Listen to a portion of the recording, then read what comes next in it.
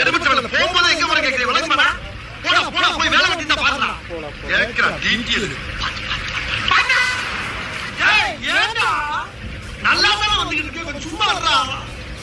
இல்லப்பா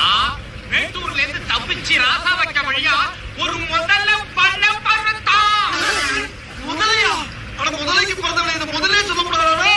வாயில வந்து நின்று அங்கிட்டும் போக முடியாம இங்கிட்டும் போக முடியாம அலமோதிக்கிட்டு இருக்க இப்ப